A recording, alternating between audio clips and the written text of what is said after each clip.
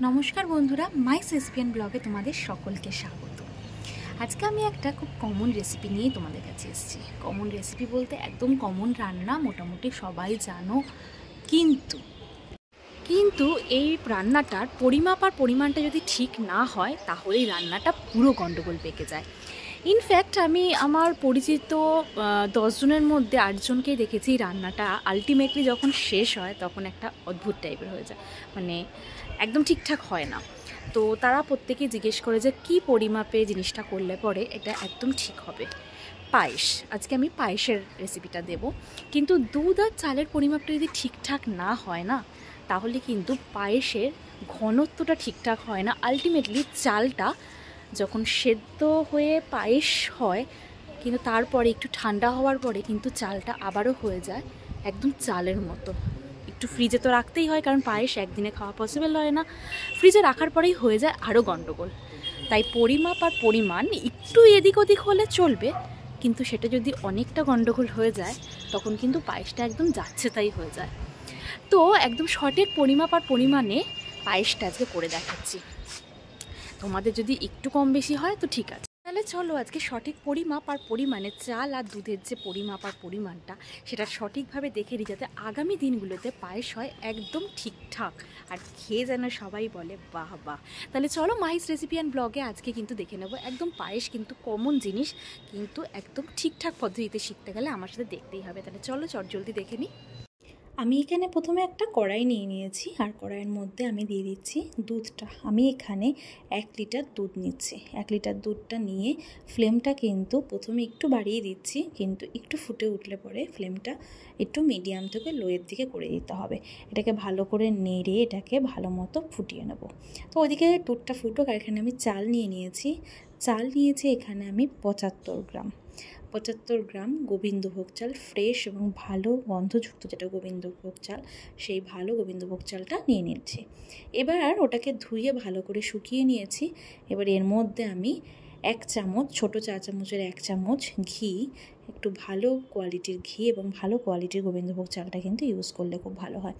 তো ঘিটা আমি এখানে দিয়ে ভালো করে মেখে চালটা রেখে দিলাম। আর আমি আজকে করব মিষ্টি দিয়ে, আর তাই মিষ্টি নিয়ে নিয়েছি চালটা। এখানে কিছু ড্রাই ফ্রুটস আমি কেটে রেখে দিয়েছি। ড্রাই ফ্রুটসটা তোমাদের ইচ্ছে হলে দেবে, না হলে নাও দিতে পারো। তো এদিকে দেখতেই পাচ্ছ দুধটা যেটা বসিয়ে আমি বাকি কাজগুলো কমপ্লিট করছিলাম, তখন দুধটা কিন্তু ফুটছে। এবার দুধটা একটু ফুটে গেলে আমি একটু ফ্লেমটা লো করে দেবো, একদম লো টু মিডিয়ামের দিকে করে দেবো, না হলে দুধটা উতলিয়ে কিন্তু পড়ে যাবে। তো দুধটা কিন্তু খুব ভালো করে নাড়াচাড়া করে নিতে হবে। এবার এর মধ্যে যে ঘি মাখিয়ে রেখেছিলাম, চালটাকে খুব ভালো করে মেখে রেখেছিলাম, সেটা দিয়ে দিলাম দুধের মধ্যে। দিয়ে এবার হচ্ছে একটু নাড়াচাড়া করতে হবে। একটু ফ্লেমটা কমিয়েই আমি চালটা দুধের মধ্যে দিয়ে দিচ্ছি। দিয়ে কিছুক্ষণ নাড়াচাড়া করে তারপরে একটু ফ্লেমটা আরও অল্প পরিমাণে তোমরা বাড়িয়ে দিতে পারো। ভালো করে নেড়ে নিতে হবে।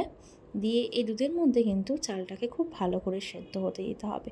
ভুলেও কিন্তু এই সময় কোনো রকম মিষ্টি এখানে দেওয়া আর চলবে না, অ্যাড করা চলবে না। এই সময় যতক্ষণ না চালটা সেদ্ধ হচ্ছে ততক্ষণ পর্যন্ত কোনো রকম মিষ্টি, সেটা তোমরা মিষ্টি দিয়ে করো, চিনি দিয়ে করো, গুড় দিয়ে করো, যাই দিয়ে করো না কেন, এই সময় কিন্তু কোনো রকম মিষ্টি তোমরা এখানে অ্যাড করবে না।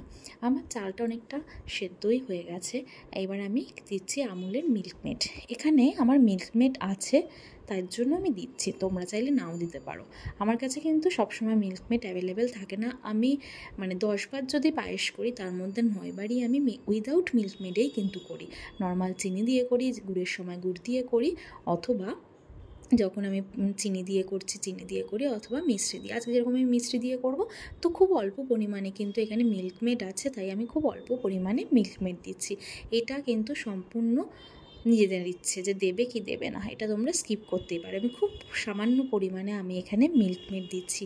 আর এখানে আমি পুরোটাই কিন্তু মিষ্টি দিয়ে করব। মিল্কমেড দিয়ে চালটা দেখিয়ে নিলে যে সেদ্ধ হয়ে গেছে, খুন্তির মধ্যে নিয়ে টিপে দেখে নিতে হবে যে চালটা সেদ্ধ হয়েছে কিনা। চালটা যতক্ষণ সেদ্ধ না হবে ততক্ষণ কিন্তু কোনো রকম মিষ্টি জাতীয় জিনিস যেটা আমরা দেবো এর মধ্যে, যে কোনো মিষ্টি, সেটা কিন্তু দেওয়া চলবে না। দিলে পরে কিন্তু চালটা আর সেদ্ধ হবে না। আর যখন ঠান্ডা হয়ে যাবে পায়েসটা, তখন কিন্তু চালটা আবার সেই চাল চাল টাইপেরই হয়ে যাবে। তো এটা কিন্তু খুব গুরুত্বপূর্ণ একটা জিনিস পায়েসের ক্ষেত্রে, যে চাল যতক্ষণ সেদ্ধ না হবে কোনো রকম মিষ্টি কিন্তু দেওয়া হবে না। তো আমি এখানে পরিমাণ মতো দিয়ে দিয়েছি মিছরি, আর সামান্য পরিমাণে মিল্কমেড, মানে সামান্যটা অতি সামান্য, 2 চামচের বড় চামচের 2 চামচ আমি এখানে মিল্কমেড দিয়েছি। দিয়ে খুব ভালো করে নেড়ে নিতে হবে। কিছুক্ষণের মধ্যেই মিশ্রিটা একদম গলে যাবে। আর থিকনেসটা কিন্তু এতটা এরকম পাতলা রাখলে চলবে না, থিকনেসটা একটু ঠিক করতে হবে। দেখাচ্ছি কতটা থিকনেস করতে হবে। চালটা কিন্তু তার আগেই সেদ্ধ যাতে হয়ে যায়। এবার ফ্লেমটা একটু হাই করে এটাকে বারবার হালকা হাতে নাড়াচাড়া করতে হবে। যদি বেশি জোরে জোরে নাড়াচাড়া করা হয় সেক্ষেত্রে কিন্তু চালগুলো একদম ভেঙে যাবে, সেক্ষেত্রে একদম গলা ভাত টাইপের হয়ে যাবে, যেন মনে হচ্ছে দুধে মাখা সেই গলা ভাত টাইপের হয়ে যাবে। তাই খুব হালকা হাতে মাঝে মাঝে নেড়ে দিতে হবে, যাতে কড়াইয়ের নিচে কোনোভাবে না লেগে যায়। কড়াইয়ের নিচে লেগে গেলে কিন্তু এটা একটা পোড়া পোড়া ভাব হয়ে যাবে, আর সেই গন্ধটা কিন্তু গোটা পায়েসে ছড়িয়ে যাবে, সেটা একদম খেতে ভালো লাগবে না। তো এই যখন হয়ে গেছে, প্রায় যখন হয়ে গেছে, সেই সময় আমি কিছু ড্রাই ফ্রুটস অ্যাড করছি। তোমরা ড্রাই ফ্রুটসটাও চাইলে না অ্যাড করতে পারো, কোনো ব্যাপার না। আমি কিছুটা কিশমিশ, কিছুটা কাজু আর কিছুটা হচ্ছে আমন্ড আমি এখানে কুচি করে রেখে দিয়েছি, সেটা আমি দিচ্ছি, খুব অল্প পরিমাণে দিয়ে দিচ্ছি। আর এই পায়েসের যে থিকনেসটা সেটা কিন্তু আবার একদম মাখা মাখা করলেও চলবে না, কারণ যখন পায়েসটা ঠান্ডা হবে আস্তে আস্তে তখন কিন্তু পায়েসটা একটু বসে যাবে। তো থিকনেসটা তোমরা দেখতে পাচ্ছ কেমন হয়েছে। ভিডিওতে ঠিক যেরকম থিকনেস দেখা যাচ্ছে সেরকমই কিন্তু করতে হবে। এই যে এখন দেখতে পাচ্ছ এই সময়টা কিন্তু আমার পায়েসটা একদম রেডি হয়ে গেছে। দেখো তোমাদের থিকনেসটা আমি দেখিয়ে দিচ্ছি খুন্তিতে উঠিয়ে। এই থিকনেসটাই কিন্তু পায়েসের একদম ঠিকঠাক থিকনেস যদি বলা হয়, একদম ঠিক এরকমভাবেই করতে হবে। আর এইটা করলে কি ঠান্ডা হলেও পায়েসের একটা সুন্দর থিকনেসটা থেকে যায়, বসেও না আবার একদম পাতলা টাইপেরও হয় না, তাতে কিন্তু খেতে খুব ভালো হয় আর দেখতেও জিনিসটা খুব ভালো হয়। তো আমি একটা মাটির পাত্রে এরকম উঠিয়ে নিচ্ছি, আর উপর দিয়ে কিছুটা ড্রাই ফ্রুটস খেতে আমার খুব ভালোই লাগে, তাই আমি একটু বেশি পরিমাণে ড্রাই ফ্রুটস দিচ্ছি। তোমরা এটা গার্নিশিংটা যার যার ইচ্ছে, তোমরা যা খুশি দিয়ে এটা গার্নিশ করতে পারো। এটা তোমরা শুধুমাত্র আমন্ড দিয়েও গার্নিশ করতে পারো, কাজু দিয়েও গার্নিশ করতে পারো, অথবা সব রকম ড্রাই ফ্রুটস মিশিয়ে একটু গার্নিশ করতে পারো, অথবা শুধু স্যাফরন দিয়েও তোমরা এটা গার্নিশ করতে পারো। আমি শুধু ড্রাই ফ্রুটস অল্প করে দিয়ে এভাবে গার্নিশ করে নিতে হবে। 1 লিটার দুধে 75 গ্রাম চাল দিয়ে কিন্তু এটা করে দেখো। আর কিছু ভালো লাগলে লাইক, কমেন্ট, শেয়ার করে দিও। তাহলে দেখা হবে নতুন একটা ব্লগে নতুন একটা রেসিপি নিয়ে তোমার সাথে। টাটা।